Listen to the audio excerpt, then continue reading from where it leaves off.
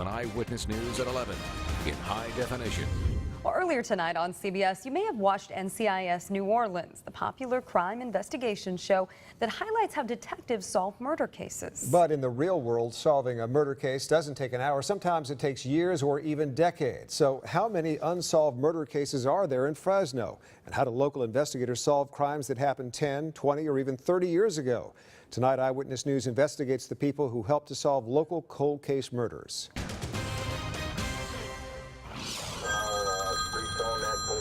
Ledbetter, Fresno PD homicide. Meet Fresno Police Detective Bart Ledbetter. He's old school, from his white fedora hat Keeps the sun off. to his 35-year-old red leather chair in his cramped office, I inherited it. I didn't want it. to his bookcase full of carefully cataloged 3-ring binders full of murder cases. These are my murder books.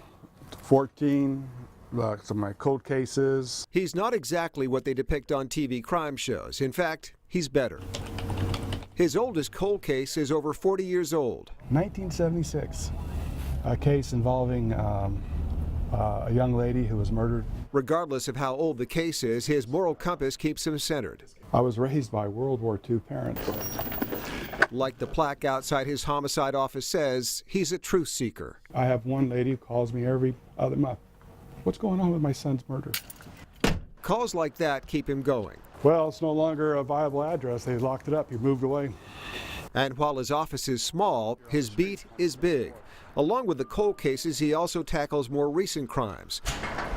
We tagged along with him as he hit the streets of Fresno to investigate a murder from January. And maybe even the shooter himself ran through this apartment complex. These boarded up windows are symbolic of the dead ends he's used to running into. And then disappeared. So somebody was shot and killed right here? Right here. While sidewalk memorials of recent murders take top priority, he's always chipping away at those cold cases. Cold cases is basically a case that all leads have been run. Over the last 60 years, Fresno has seen its share of cold case murders. There's over 400 plus cold cases since 1950 to present date. Half of those, we know who did it. They know who did it? Yeah, sometimes they do, but that's not enough because It's not what you know, it's what you can prove. So I have to know it in an instant if I have a witness on the stand. and that's where Assistant District Attorney Steve Wright comes in. So this is one box of how many? Of 11 boxes. Some of this stuff is decades old.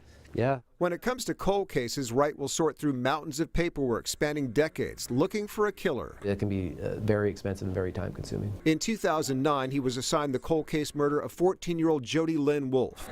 She was found raped and murdered next to this Fresno canal. The year was 1985. At the time, Wright wasn't much older than the victim. I was getting ready to start high school in 1985.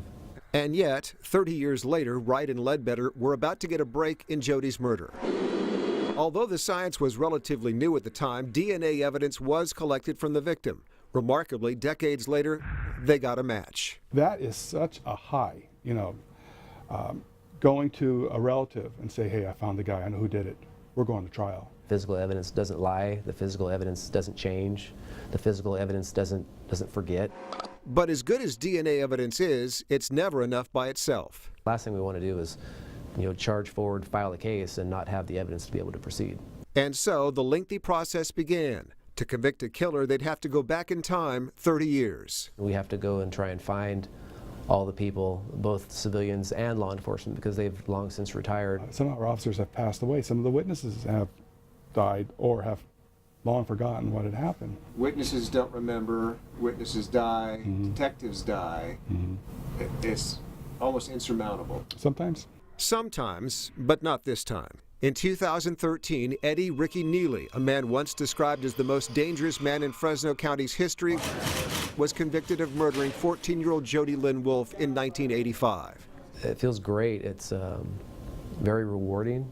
Jody's relatives, including her mother, were in court that day. It can be just heart-wrenching. Feel for them because they've had a loved one taken from them. For Wright and Ledbetter, it's not just about justice, it's about closure. And when you tell them, finally, we know who did it. Thank God. But sometimes cold cases stay cold. Remember that 40-year-old murder case from 1976? The Karen Nichols case still gnaws away at Ledbetter. He recalls in 2010 he finally tracked down the prime suspect. We found him hiding in Tennessee under a false name. He says he knew he had the right guy, but All the witnesses have died. All the officers that collected the evidence are dead. The only person who survived all this was the man himself and the murderer. Ledbetter says if more witnesses came forward with tips, he'd solve more murders.